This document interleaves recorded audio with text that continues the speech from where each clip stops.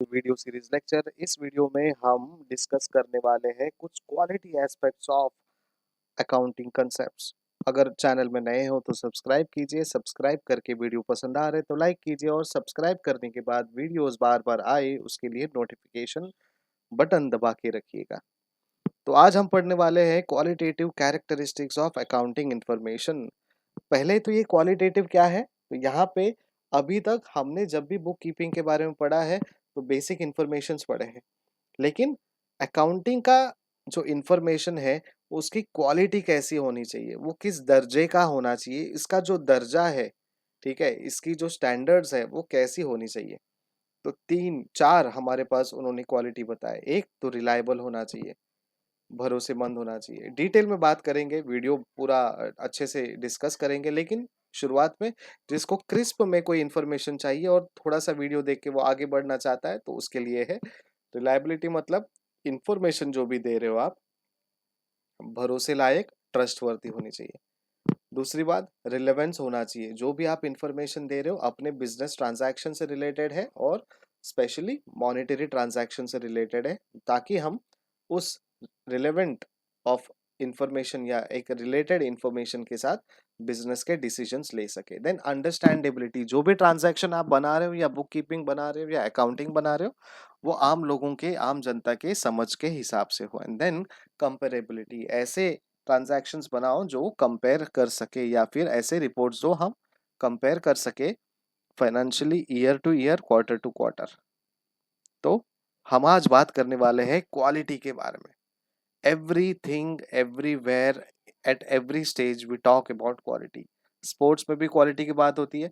कोई टीम अगर अच्छा खेल रहा है तो और हार गया तो हम क्या कहते हैं, it was a quality play. World cup में इंडियन टीम बहुत बेहतरीन तरीके से खेली बट कप नहीं लेकर आ पाई। बेसिकली उन्होंने अपना क्वालिटी दिया, अपनी स्ट्रेंथ दिखाई, बट न्यूमेरिकली हम वो नंबर नहीं हासिल कर पाए और जो आंकड़ा हमें चाहिए था वो नहीं मिला, लेकिन हमने क्वालिटी दी। So accounting means numerical qualitative presentation. Accounting का मतलब है न्यूमेरिकल क्वालिटेटिव प्रेजेंटेशन। किस चीज का प्रेजेंटेशन? बिजनेस ट्रांजैक्शन का प्रेजेंटेशन। कौन से नेचर में? फाइनेंशियल नेचर में।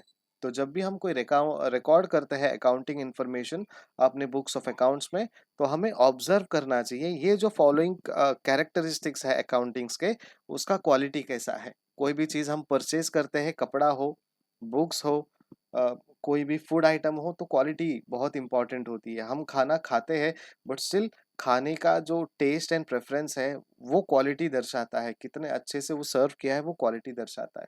ठीक है, तो सबसे पहला जो क्वालिटी है that is reliability of the accounting information.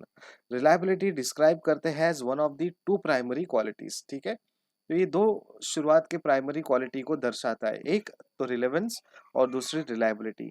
हम रिलायबल तभी होंगे, तभी हम किसी पे भरोसा करेंगे या कोई भी अकाउंटिंग इंफॉर्मेशन पे भरोसा तभी करेंगे जब वो रिलेवेंट है, जब वो किसी से मिलता जुलता है। अगर फॉर एग्जाम्पल मेरे किसी दोस्त ने, रमेश ने, अगर कोई कांड किया है लेकिन वो रमेश 1 है और रमेश 2 को मैं बता रहा हूँ यार तेरा वो किस्सा मुझे किसी ने बताया था, but that information is not relevant to him.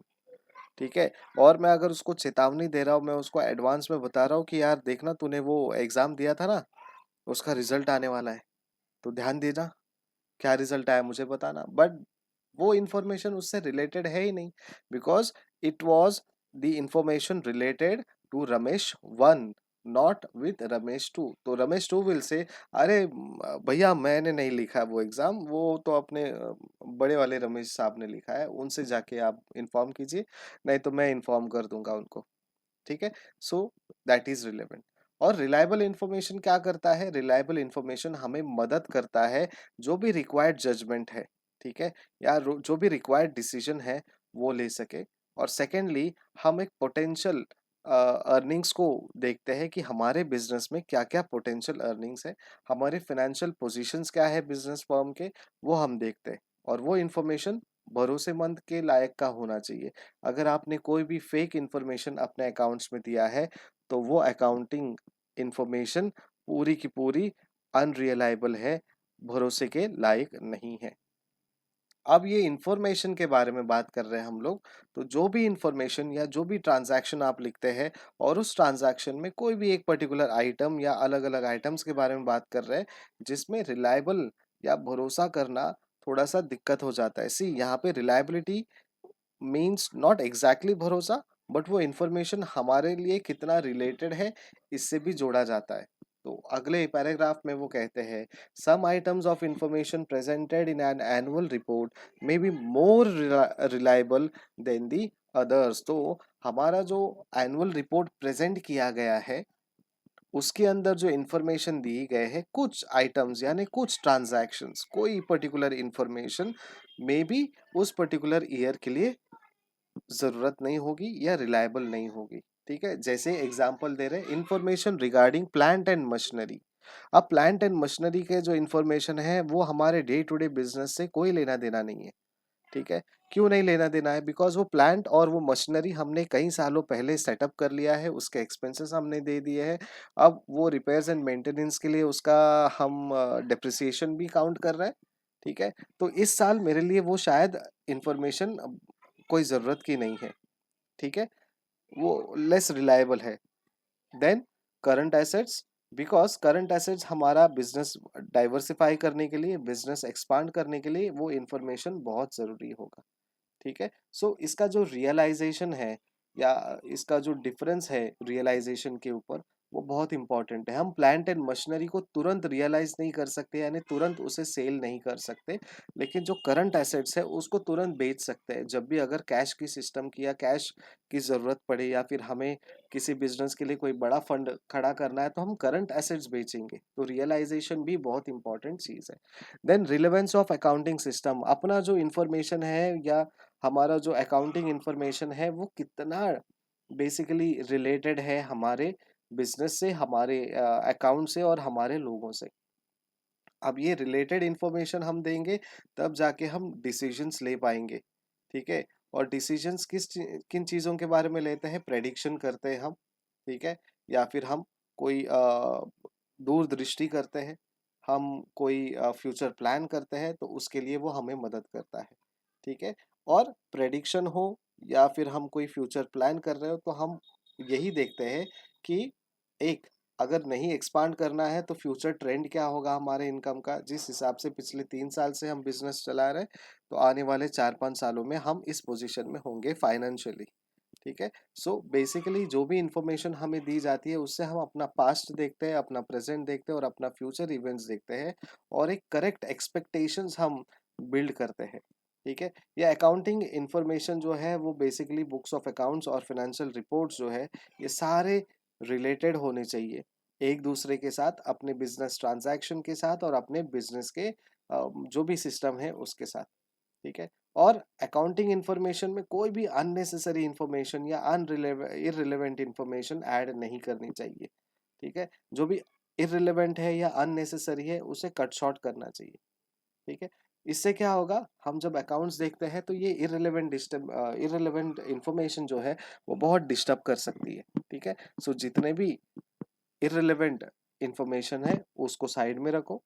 ठीक है, और जो भी रिलेवेंट इंफॉर्मेशन है जिसके वजह से हमारे बिजनेस का आउटकम या बिजनेस का प्रॉफिट आ रहा है उसे डिस्क्लोज करें। ठीक है, और ये जो भी रिलेटेड इंफॉर्मेशन है उनके लिए एक नाम दीजिए और एक बुक में बनाइए, that is books of accounts. और इंफॉर्मेशन को हम एक टाइम के हिसाब से डेडिकेटिवली एक फीडबैक वैल्यू भी मिलेगा।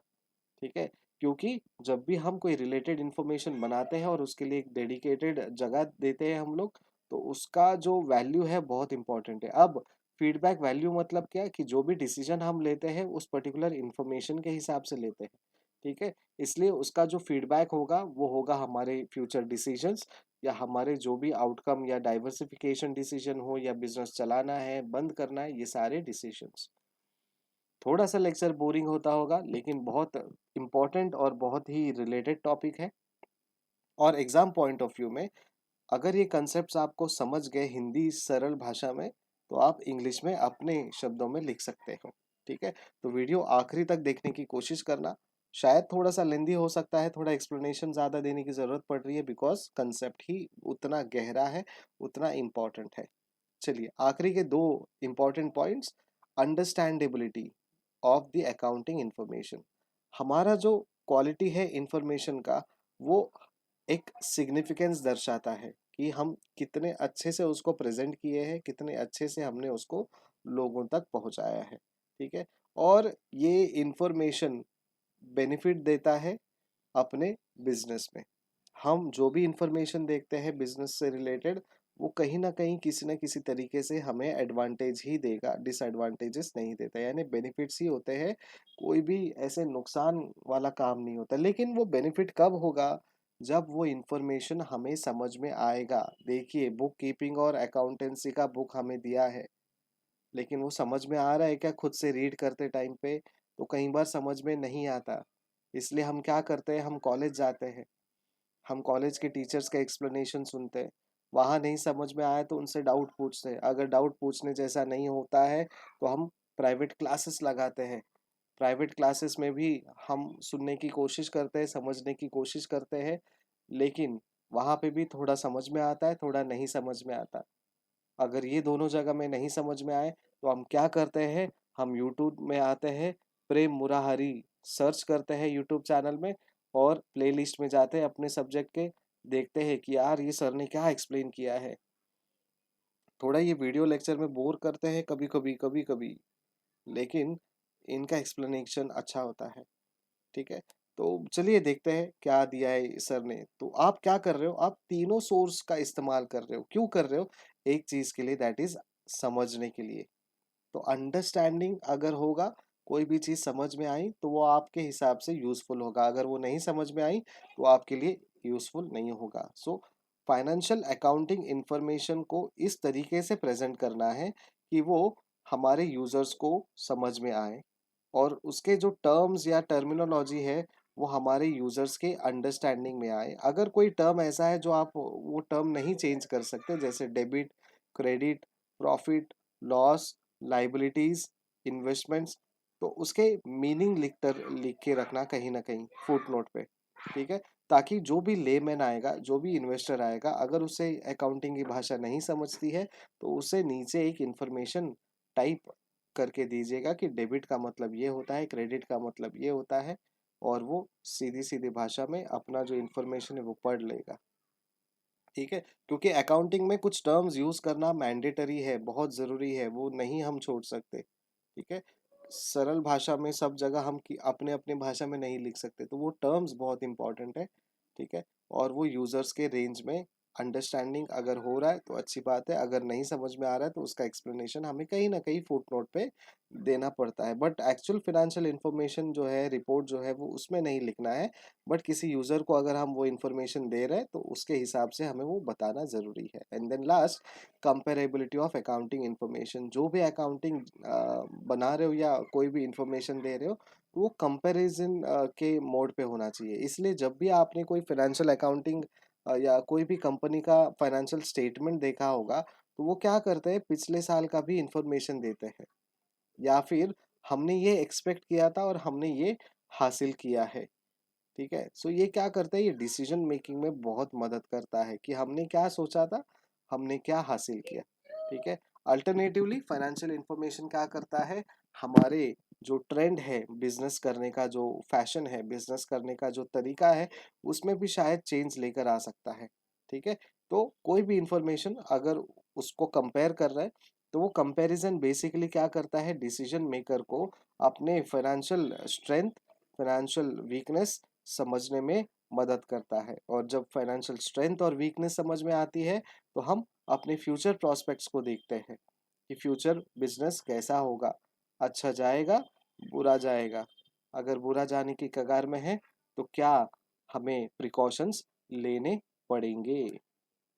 तो दोस्तों, ये था हमारे लिए कुछ accounting system, quality of few accounting systems. ठीक है। तो फीचर्स है बेसिकली, कैरेक्टरिस्टिक्स है, बट वो क्वालिटेटिव कैरेक्टरिस्टिक्स है। ठीक है। तो आज के लिए इतना ही।